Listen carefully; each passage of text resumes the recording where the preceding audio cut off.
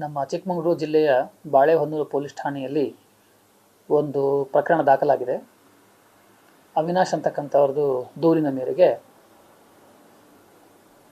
Crime number 29/25 under section 103, 109 BNS ಮತ್ತು 3 and 25 of arms act ಇದು ಒಂದು ಪ್ರಕರಣವನ್ನು ದಾಖಲಿಸಿಕೊಂಡು ನಮ್ಮ DSP ಕೊಪ್ಪಾರ್ ಅವರ ನೇತೃತ್ವದಲ್ಲಿ ತನಿಖೆಯನ್ನು ಕೈಗೊಳ್ಳಲಾಗಿದೆ. ಇದರಲ್ಲಿ ಫಿರ್ಯಾದಿದಾರರು ಅವಿನಾಶ್ ಅಂತಕ್ಕಂಥವ್ರು, ಅವರು ಒಬ್ಬರು ಇಂಜ್ಯೂರ್ಡ್ ಪರ್ಸನ್ನು. ಅವರ ಕಾಲಿಗೆ, ಬಲಗಾಲಿಗೆ ಮೊಣಕಾಲು ಹತ್ತಿರ ಅವ್ರಿಗೆ ಒಂದು ಗುಂಡು ಬಿದ್ದಿದೆ. ಸೊ ಅವರು ಈಸ್ ಇನ್ ಹಾಸ್ಪಿಟಲ್, ಟ್ರೀಟ್ಮೆಂಟಲ್ಲಿದ್ದಾರೆ, ಔಟ್ ಆಫ್ ಡೇಂಜರ್ ಅಂತಕ್ಕಂಥ ಮಾಹಿತಿ ನಮಗೆ ಬಂದಿದೆ. ಇನ್ಸಿಡೆಂಟ್ ಹೇಳಬೇಕಾದ್ರೆ, ನಿನ್ನೆ ಸುಮಾರು 9:30 10 ಗಂಟೆ ಮಧ್ಯದಲ್ಲಿ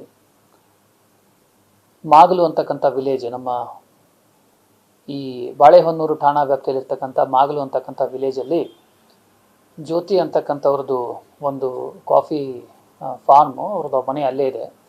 ಅಲ್ಲಿ ಅವರ ಅಳಿಯ ರತ್ನಾಕರ ಗೌಡ, ಒಂದು 40 ವರ್ಷ, ಇವರು ಒಂದು ಸ್ಕೂಲಲ್ಲಿ ಡ್ರೈವರ್ ಕೆಲಸ ಮಾಡ್ತಾ ಇರ್ತಾರೆ.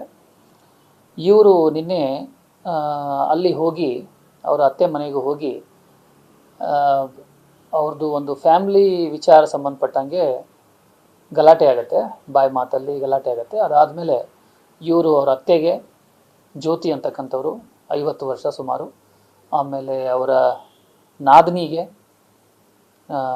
ಸಿಂಧು ಅಂತಕ್ಕಂಥವ್ರು 24 ವರ್ಷ, ಮತ್ತು ಸ್ವಂತ ಮಗಳಿಗೆ ಮೌಲ್ಯ ಅಂತ ಒಂದು 6 ವರ್ಷ, ಹಾಗೆ ಅವರ ಬ್ರದರ್ ಅವಿನಾಶ್ ಅಂತಕ್ಕಂಥವ್ರಿಗೂ ಗುಂಡು ಹೊಡಿತಾರೆ.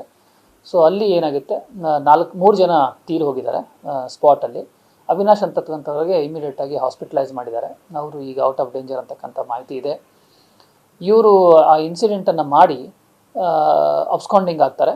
ಅದೇ ಟೈಮಕ್ಕೆ ಮಾಹಿತಿ ಬಂದಿರುತ್ತೆ. ನಾವು ಸಾರ್ವಜನಿಕರ ಸಹಕಾರದೊಂದಿಗೆ ತಂಡಗಳನ್ನು ರಚಿಸಿಬಿಟ್ಟು ಅಲ್ಲಿ ಇರ್ತಕ್ಕಂಥ ಸುತ್ತಮುತ್ತಲು ಇರ್ತಕ್ಕಂಥ ಫಾರ್ಮ್ಸು ಮತ್ತು ಎಸ್ಟೇಟ್ಸು, ಹಾಗೆ ನದಿ ಇದೆ, ಅಲ್ಲೆಲ್ಲ ಒಂದು ತಂಡಗಳನ್ನು ರಚಿಸಿ ಪತ್ತೆ ಮಾಡಬೇಕಾದ್ರೆ, ಅದೇ ಸಮಯದಲ್ಲಿ ನಮಗೆ ಇವರು ಈ ಥರ ಸುಸೈಡ್ ಮಾಡ್ಕೊಂಡಿದ್ದಾರೆ ಅಂತಕ್ಕಂಥದ್ದು ಮಾಹಿತಿನೂ ನಮಗೆ ಗೊತ್ತಾಗುತ್ತೆ. ಅಲ್ಲಿ ಸ್ಪಾಟಿಗೆ ಹೋಗಿ ನೋಡಿದಾಗ ರತ್ನಾಕರ ಗೌಡ ಅಂತಕ್ಕಂಥವ್ರು, ಅವರು ಒಂದು SBBL ವೆಪನನ್ನು ಇಟ್ಟುಕೊಂಡು ಸುಸೈಡ್ ಮಾಡ್ಕೊಂಡಿರ್ತಕ್ಕಂಥದ್ದು ಮೇಲ್ನೋಟಕ್ಕೆ ಕಂಡು ಬಂದಿರುತ್ತೆ. ಇಮಿಡಿಯೇಟಾಗಿ ನಾವು ಸೋಕೋ ಟೀಮು, ನಮ್ಮದು FSL ಬ್ಯಾಲಿಸ್ಟಿಕ್ ಟೀಮು ಅವರಿಗೆಲ್ಲ ಸಮನ್ ಮಾಡ್ತೀವಿ, ಮತ್ತು ಸೀನಿಯರ್ ಆಫೀಸರ್ಸ್ ಎಲ್ಲ ವಿಸಿಟ್ ಮಾಡ್ತೀವಿ. ಸ್ಥಳದಲ್ಲಿ ನಮಗೆ 3 ಜನದ್ದು ಬಾಡಿ ಸಿಕ್ಕಿದೆ. ಅದ್ರ ಜೊತೆಗೆ 5 ಕಾರ್ಟ್ರಿಜಸ್ ಸಿಕ್ಕಿದೆ, ಮತ್ತು ಒಂದು SBBL ವೆಪನ್ ಇದೆ.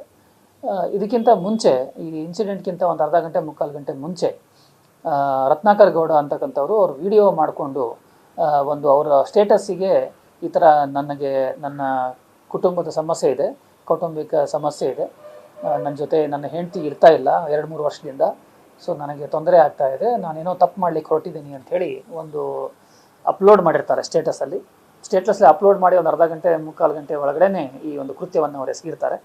ಇದಕ್ಕೆ ನಮಗೆ ಪ್ರೈಮಾ ಫೇಶಿಯ ಮೇಲ್ನೋಟಕ್ಕೆ ಕಂಡು ಬಂದಿರತಕ್ಕಂಥ ಅಂಶ ಏನಂದರೆ, ಇವರು 2-3 ವರ್ಷಗಳ ಹಿಂದೆಯಿಂದ ಇವ್ರದ್ದು ಸಾಂಸಾರಿಕ ಜೀವನದಲ್ಲಿ ಸ್ವಲ್ಪ ಸಮಸ್ಯೆಗಳಿತ್ತು. ಅವರು ಗಂಡ ಹೆಂಡತಿ ಸಪ್ರೇಟ್ ಆಗಿದ್ದರು.